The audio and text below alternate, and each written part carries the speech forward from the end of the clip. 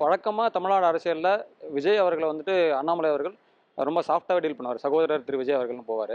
ஆனால் நேற்றைய தினம் வந்துட்டு இந்த டாஸ்மாக் முறைகேடு விவகாரத்தில் போராட்டம் பண்ணும்போது நாடகம் போடாதீங்க அப்படின்னு தாவேக்காலேருந்து ஒரு அறிக்கை வருது. அதுக்கு வந்துட்டு நாங்கள் நாடகம்லாம் போடலை அப்படின்னு ஆரம்பித்தவர் சில ரொம்ப காட்டமான ஒரு விமர்சனத்தை முன்வைக்கிறாரு. ஏன் சார் இந்த மாதிரி ஒரு நிலைப்பாடு? அதாவது விஜய திமுகவின் பி டீம்ங்கிற விமர்சனத்தை அண்ணாமலை வைக்கிறார். விஜய் 2024 மக்களவைத் தேர்தலுக்கு முன்பாகவே அரசியல் களத்துக்குள்ள வந்தவர் மக்களவைத் தேர்தலில் அவர் கைப்பட அவர் தெளிவாக எடுத்த ஒரே நிலைப்பாடு சிஏஏ எதிர்ப்புங்கிற ஒரே நிலைப்பாடு தான்.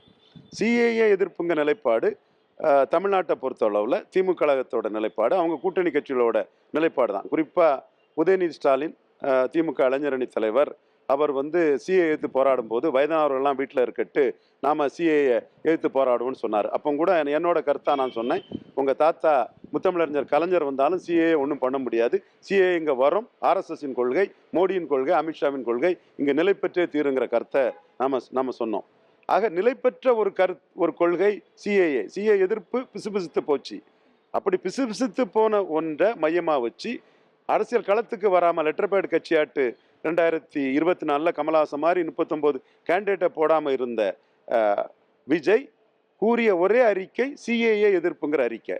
அப்போ இன்டைரக்டா உதயநிதி ஸ்டாலின் ஊதுகுழலாட்டு உதயநிதி ஸ்டாலின் கருத்தை தான், அதாவது திமுகவின் கருத்தை தான் விஜய் அந்த இடத்துல சொல்றாருன்னா அவரோட நோக்கம் இங்க பாஜக ஒரு தொகுதியில் கூட வெற்றி பெற்றக்கூடாது, இங்க வெற்றி பெற வேண்டியது திமுகவின் 39 வேட்பாளர்கள் தாங்கிற கருத்தை தான் அவர் முன்மொழிந்தார். இது எவிடன்ஸோட தெளிவாகவே இருக்குது.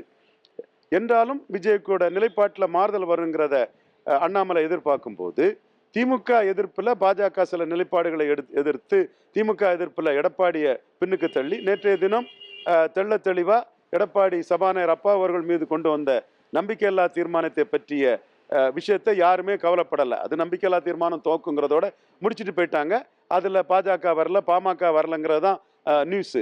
அதே வேளையில் அண்ணாமலைக்கு போராட்டம், பாஜக தலைவர்களுக்கு கைதெல்லாம் ஹைலைட் ஆகி திமுக எதிர்ப்பு அரசியலில் அண்ணாமலை மேலே வாராருங்கிற ஒரு சூழ்நிலை வரும்போது அதை பொறுக்காமல் இது செட்டப்புங்கிற ஒரு கருத்தை விஜய் சொல்லும்போது நீங்கள் தான் உதயநிதி ஸ்டாலினுக்கு ஊதுகுழல் செட்டப்புங்கிற மாதிரி ஒரு அடியை பி டீம்னு அண்ணாமலை அடிச்சிருக்கிறாரு. அது ஆதாரபூர்வமானது. 2024 விஜயின் அரசியல் நிலைப்பாடு அதை உறுதிப்படுத்துது. எப்படி கமலஹாசன் ராஜ்சபா சீட்டுக்காக திமுக கூட அன்னைக்கு கடுமையாக எதிர்த்த கமலஹாசன் போனது மாதிரி மிக கடுமையான வார்த்தைகள் எல்லாம் கமலஹாசன் எதிர்த்தது நமக்கு தெரியும். அதே மாதிரி இவரும் உதயநிதி ஸ்டாலின் ரூட்டில் நாளைக்கு திமுக கூட காம்ப்ரமைஸ் ஆகிறதுக்கு ஒரு வாய்ப்பு உண்டுங்கிறத திமுக எதிர்ப்பு அரசியலில் நான் எடப்பாடியும் தாண்டி மேலே போயிட்டு இருக்கிறேன். எனக்கு எதிராக இந்த கருத்தை விஜய் சொல்றாருன்னு சொல்லும்போது விஜயை கடுமையாக விமர்சிச்சிருக்கிறார். சார், இந்த இடத்துல இன்னொரு கேள்வி. திமுக விஜய பாஜகவோட பி டீம் அப்படின்னு சொல்றாங்க, பாஜக அவரை திமுகவோட பி டீம் அப்படின்னு சொல்றாங்க. ஆனால் இவர் களத்தில் ரெண்டு பேரையுமே இப்போ சமீபமாக திமுக பாஜகன்ற வார்த்தைகளை குறிப்பிட்டே பேசுறாரு. அதை எப்படி சார் நம்ம எடுத்துக்கலாம்? களத்தில் இவர் என்ன செய்ய போறாரு அது தெளிவில்லைல்ல. அவர் திமுகவையும் எதிர்த்து தான் அறிக்கை விடுறாரு. பாஜக எதிர்ப்புல தான் அந்த திமுக ஆதரவு நிலைப்பாட்டில் தான் சிஏ இதில் ஆதரவாட்டு இருந்தார். அவர் களத்துக்குள்ள ரெண்டு எதிரியில ஒரு எதிரியை காம்ப்ரமைஸ் பண்றாருன்னு வைங்க, ஐடென்டிஃபை எனிமின்னு சொல்லும்போது ஒருத்தரை தான் எனிமையாக வைக்க முடியும். அப்போ அவர் பாஜகவை தான் எதிரின்னு கருதிக்கிட்டு திமுகவோட காம்ப்ரமைஸ் பண்ணலாமே. திமுகவுக்கு எண்ணம் திமுகவை தான் எதிரின்னு நினச்சிக்கிட்டு பாஜகவோட காம்ப்ரமைஸ் பண்ணுவாங்கன்னு அவங்க நினைக்கலாம். ஸோ விஜய் அந்த பக்கம் போனாலோ இந்த பக்கம் போனாலோ எந்த பக்கம் போனாலோ தங்கள் வாக்கு வங்கி பாதிக்கக்கூடாதுன்னு திமுக நினைப்பாங்க.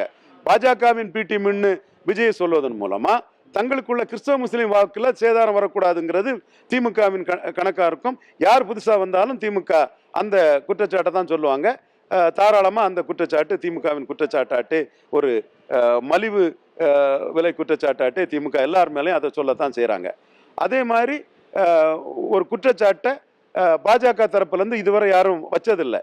ஆனால் இன்னைக்கு எடப்பாடியும் தாண்டி ஹைலைட் ஆகி அண்ணாமலை புகழ் ஏறும் போது திமுக எதிர்ப்பில் அண்ணாமலை தான் மத்திய அரசு அதிகார பலத்தோட ஸ்ட்ராங் ஆனுக்காருன்னு சொல்லும் போது அதில் குறுக்க மறுக்க விஜய் எடப்பாடிக்காக ஓடும் போதோ அல்லது தன்னுடைய திமுக எதிர்ப்பு ஹைலைட் ஆகிறத அவர் டைலூட் பண்ணுற மாதிரி, அதை ஏகடியம் பண்ணுற மாதிரி, அது செட்டப்பு, அது நடிப்புன்னு சொல்லும்போது தன்னுடைய இந்து வாக்குகளை காப்பாற்றுறதுக்கு இவர் சிஏஏ விஷயத்தில் உதயநிதி ஸ்டாலின் நிலைப்பாட்டு கூட இருந்தவர் தாங்கிறத சுட்டி காட்டுறாரு அண்ணாமலை.